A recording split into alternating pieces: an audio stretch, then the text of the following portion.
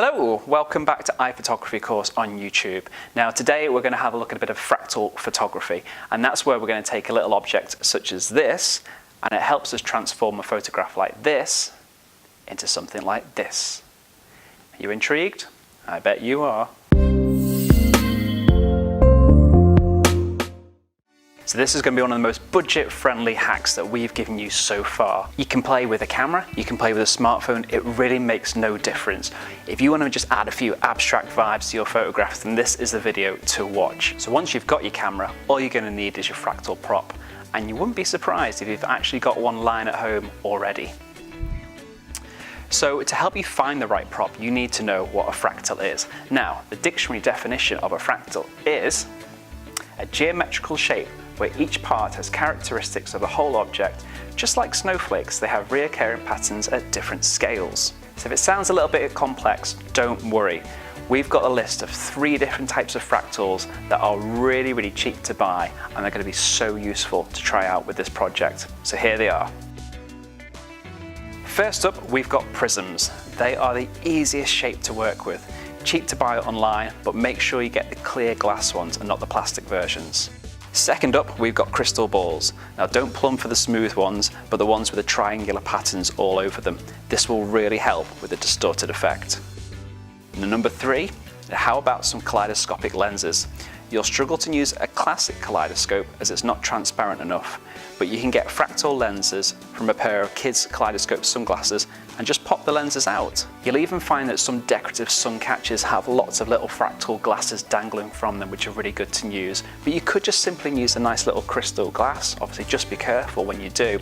Either way, whatever you use to create this effect, no 2 images are going to be the same. And to kind of prove that point, what we've done is got 3 of our favorite different types of fractals. We've got prism, crystal balls, and those kaleidoscope glasses that we mentioned, and we're going to take them out into the field and give them a bit of a spin.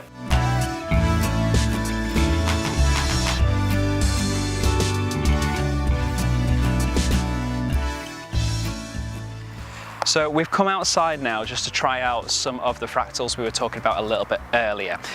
First up, we wanted to use the prism fractal. So you can get these in loads of different places. Online is probably going to be your best bet.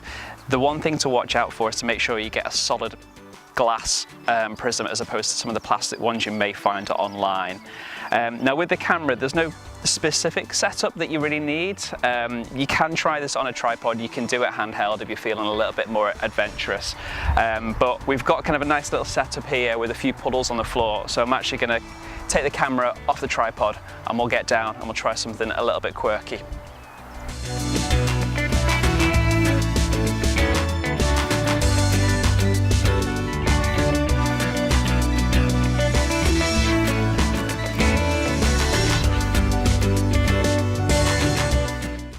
So all I've done is just dismounted the camera off the tripod, got really low down.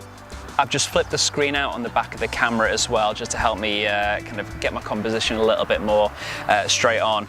Just with holding the prism, this is why it's really good to get the longer ones, because it gives you that little bit more kind of placement that your fingers won't get in the shot and the end of it. So all you need to do is kind of get quite low down if you want to try something with a little bit more of a kind of an acute angle. And it's just a case of holding the actual prism in front of the camera. It doesn't have to go straight in front of it. You can have it to the side, you can have it angled. That's up to you to play with.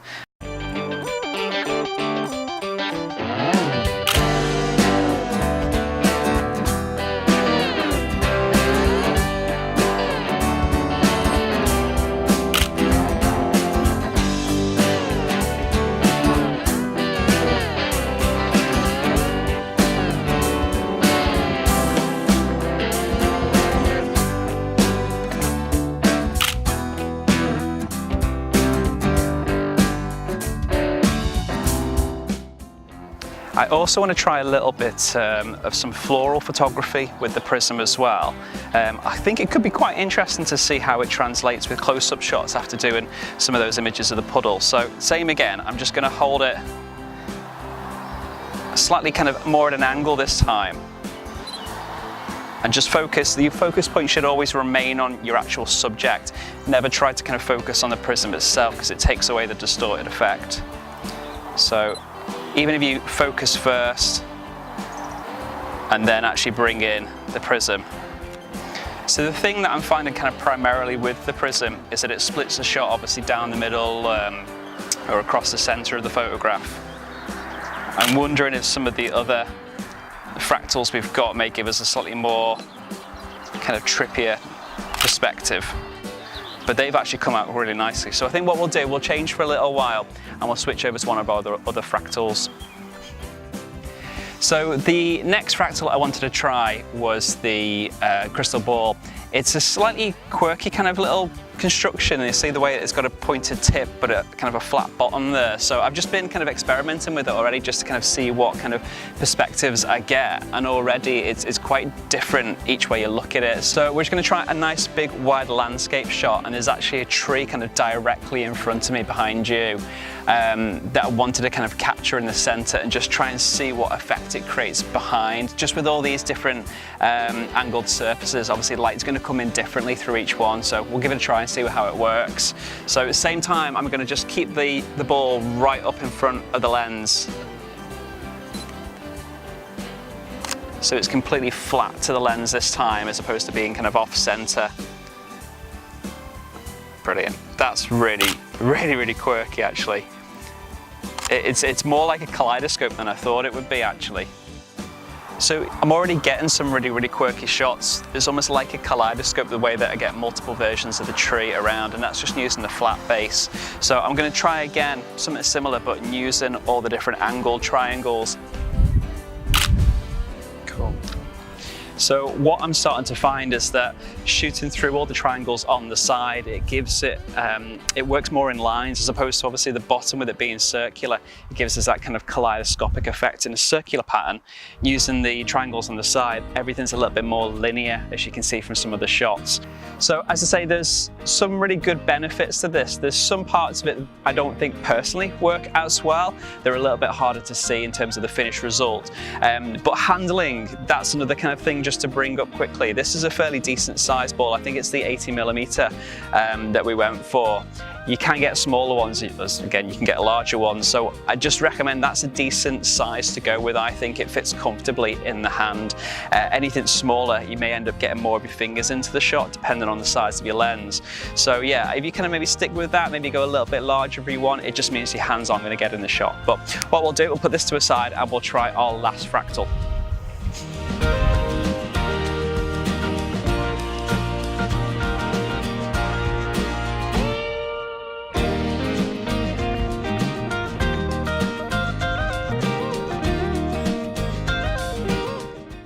So what we decided to do now for our little third fractal is just pop out one of the lenses from the kaleidoscope glasses that I showed you a bit earlier.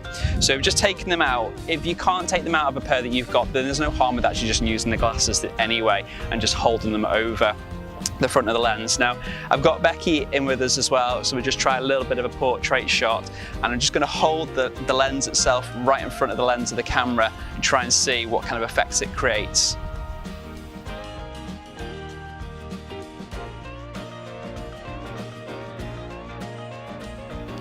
So you can see that it's going to darken the screen quite a bit because of the purple coating that's on the front of the lens itself. So you may need to overexpose your original shot. I've slowed the shutter speed down. Now normally with working with fractals like this, it doesn't really matter too much about the settings that you use, it's just about the effect.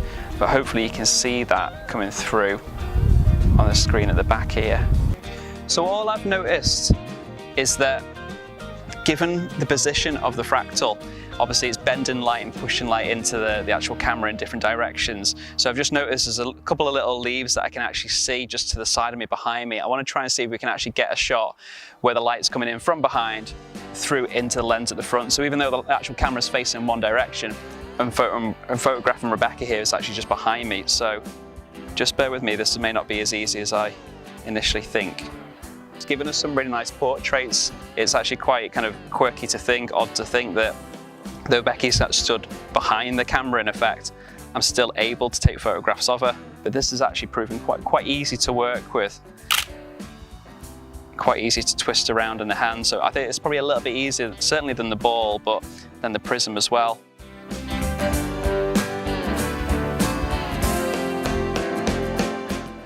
So there we have it. We've tried out 3 different fractals from the prism, the crystal ball and the kaleidoscope lens. What we'll actually do is take some of the shots that we've taken this afternoon and actually put them up on social media so you can have a look yourselves and let us know which your favorites are.